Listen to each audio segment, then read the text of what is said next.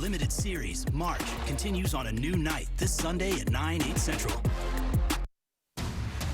Now at 10, closing in on Kyiv. The Russian assault on Ukraine's capital city intensifies as President Zelensky vows to fight and calls on his countrymen to take up arms. No war, no Putin. Large protests erupt around the world and here at home, calling for an end to the invasion in Ukraine and condemning Putin for his unprovoked attack. And the economic impact. New sanctions go into effect against Russia. Will they work? And what effect will they have on Americans and the global markets? Now on the news at 10.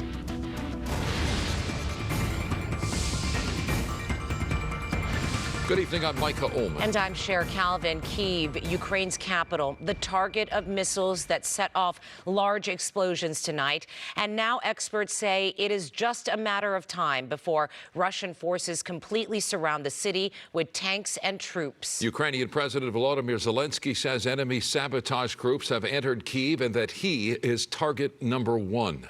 Russian strikes have been widespread, hitting every region of Ukraine from the east in Kharkiv to the west in Lviv. It is an extensive and deadly assault with reports of casualties mounting. A live picture now at Ukraine's capital where an eerie quiet has fallen on the city. The streets empty after thousands of residents try to flee the conflict.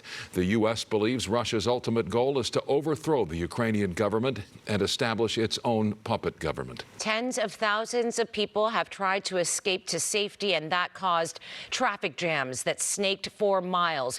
People have also been desperate to get money from ATMs and gas for their cars before getting out of the war-torn areas. Airlines scrambled after Ukraine closed its airspace. All civilian flights into and out of Ukraine have been halted during the full-scale military invasion by Russia. We have all bases covered of the devastation unfolding in Ukraine. First to KTLA's Pedro Rivera with more on tonight's fast-moving developments. Pedro. At this hour, it appears the largest city in Ukraine, Kyiv, with a population of almost 3 million, is under attack. Reports from the ground say explosions have been heard nearby. The Ukrainian government is reporting 137 Ukrainian soldiers were killed within the first few hours of Russia's invasion. The country is barring any men between the ages of 18 and 60 from leaving Ukraine and urging residents to take arms. Take a look here at this tweet from Ukraine's Minister of Foreign Affairs saying tonight, horrific Russian rocket strikes on Kyiv. The last time our capital experienced anything like this was in 1941 when it was attacked by Nazi Germany. Ukraine defeated that evil and will defeat this one. The invasion is underway as Russian forces enter Ukraine from the sky, ground, and sea with tanks and helicopters as Ukrainians take cover in subway stations seeking refuge. Ukrainian President Volodymyr Zelensky gave a grim update on the war underway. 137 soldiers dead and more than 300 wounded. In his address from Kyiv, Zelensky saying he believes he is a top target of Putin, who looks to terminate the head of state and topple the government. According to our information, the enemy has listed me as target number 1 and my family as target number 2. This map giving a clear indication of the Russian invasion. Russian forces attacking from the north, east, and south. The Chernobyl power plant, the site of the worst nuclear disaster in history, has been taken over by Russian military forces and holding civilian workers hostage.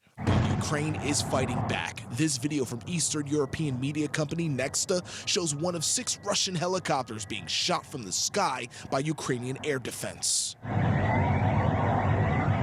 Today, I'm authorizing additional strong sanctions and new limitations on what can be exported to Russia. From the White House Thursday, President Biden issuing what he calls strict economic sanctions targeting Russia. Every asset they have in America will be frozen. The sanctions include cutting Russia from the financial systems which move money from bank to bank around the world, limiting their government from taking part in the global economy. Sanctions against powerful Russian oligarchs and wealthy families, freezing assets from 4 major banks, including VTB,